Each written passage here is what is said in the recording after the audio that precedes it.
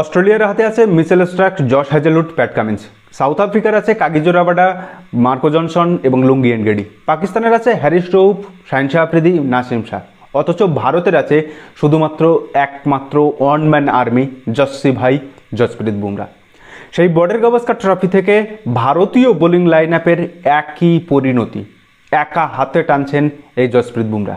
জসপ্রীত বুমরা যে ম্যাচে বেশি উইকেট নিচ্ছেন সেই ম্যাচ ভারত কোনো ক্রমে লড়াই দেওয়ার জায়গাটা তৈরি করতে পারছে।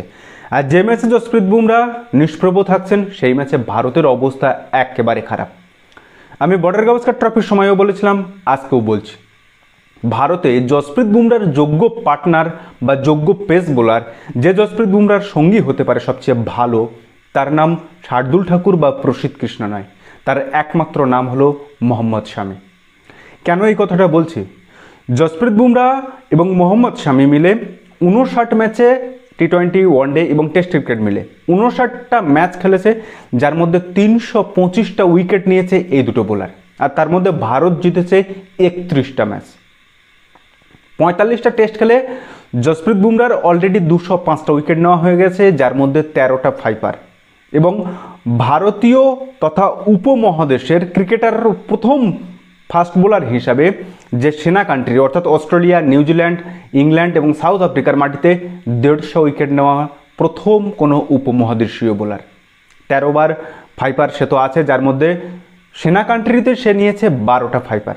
জাস্ট একবার ভাবুন জসপ্রীত বুমরার এফেক্ট বিশ্ব ক্রিকেটে এখন কত। আর অন্যদিকে আমি যার কথা বলছি, আমার সবচেয়ে প্রিয় বোলার মোহাম্মদ শামি। সে 67টা ম্যাচে 229টা উইকেট নিয়েছে, টেস্ট উইকেট, যার মধ্যে 6টা ফাইপার আর 12টা 4 উইকেট নিয়েছে। এদের চেয়ে ভালো জুড়ি, ভালো কম্বিনেশন ভারতীয় ক্রিকেটে বোধহয় আর হতে পারে না।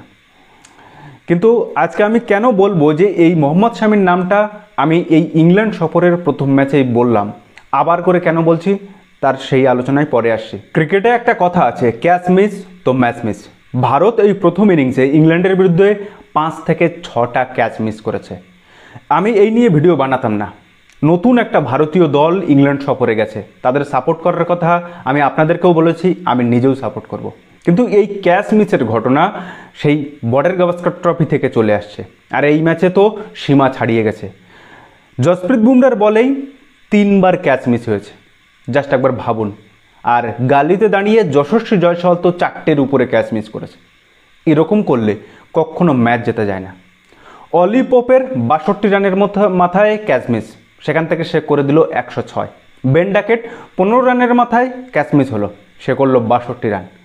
এদিকে হ্যারি ব্রুক, ইংল্যান্ডের এই প্রজন্মের সবচেয়ে সেরা ব্যাটসম্যান, যে 0 রানে সেকেন্ড দিনে জসপ্রীত বুমরার 9 বলে আউট হলো, বেঁচে গেল।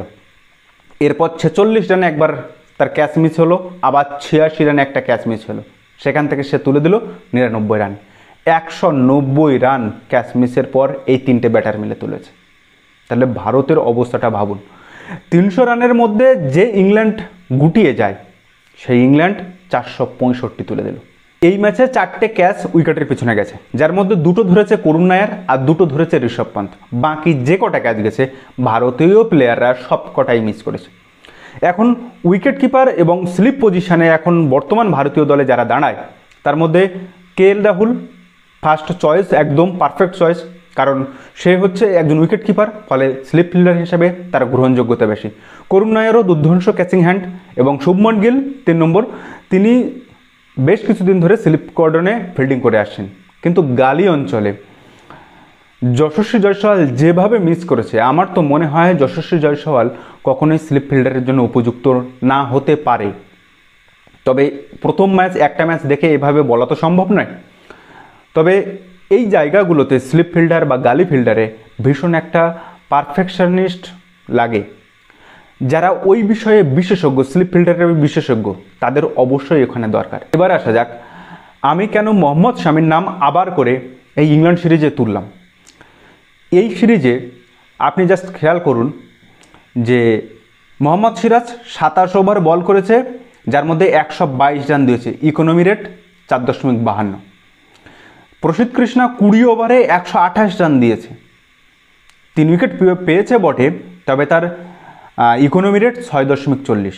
শার্দুল ঠাকুর যাকে নিয়ে এত কথা হচ্ছিল, সে 6 ওভার বল করেছে, 38 রান দিয়েছে, 6.33 করে তার ইকোনমি রেট। জাদেজার কথা বাদ দিন, তিন করে ইকোনমি রেট। আমি পেস বোলিংয়ের কথা বলছি, সেখানে জসপ্রীত বুমরার গড়টা একটু দেখুন। 25 ওভার বল করেছে, 83 রান দিয়ে 3.4 হচ্ছে তার ইকোনমি রেট। তো এই তো হচ্ছে অবস্থা। তাহলে আমি কেন শার্দুল ঠাকুর বা প্রসিদ্ধ কৃষ্ণ জায়গায় আমি কেন অর্শদীপ সিংকে সুযোগ দেবো না? যেহেতু চোটের কারণে মোহাম্মদ শামি এবার যেতে পারেনি। তবে আমি আবারও বলবো, বর্ডার গাভাস্কর ট্রফির সময় একটা ভিডিওতে আমি বলেছিলাম, আজও সেই একই কথা বলবো, জসপ্রীত বুমরার যোগ্য উত্তরসূরি যদি কেউ হতে পারে, সে ভারতের স্কোয়াডে কোনো বোলার নেই, সেটা হচ্ছে মোহাম্মদ শামি।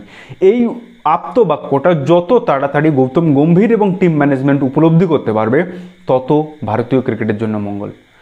কারণ দুই দিক থেকে যখন উইকেট পেতে শুরু করে জসপ্রীত বুমরা, তখন একদিক থেকে প্রেশার সবচেয়ে ভালো যিনি রাখতে পারেন, তিনি হচ্ছেন আমাদের সবার প্রিয় বেঙ্গল এক্সপ্রেস মোহাম্মদ শামি। জাস্ট একবার ইমাজিন করুন, 59টা ম্যাচে 325টা উইকেট এমনি এমনি তো আসেনি। দুজনের নিখুঁত ব্যক্তিগত নৈপুণ্যতে এসেছে। অসাধারণ বোলিং জসপ্রীত বুমরা এবং মোহাম্মদ শামি করেন। আর যখন খেয়াল করে দেখবেন যে ভারত যে সময়টা বিদেশের মাটিতে দারুণ পারফর্ম করেছিল, তখন ভারতের পেস বোলিং লাইন আপটা কেমন ছিল? জসপ্রীত বুমরা, মোহাম্মদ শামি, ঈশান্ত শর্মা, ভুবনেশ্বর কুমার, উমেশ যাদব, জাস্ট একবার দেখুন। আর সেখানে হর্ষিত রানা এখন যাচ্ছেন, অংশুল কম্বোজকে পেরিয়ে হর্ষিত রানা গিয়ে স্কোয়াডে ঢুকছেন।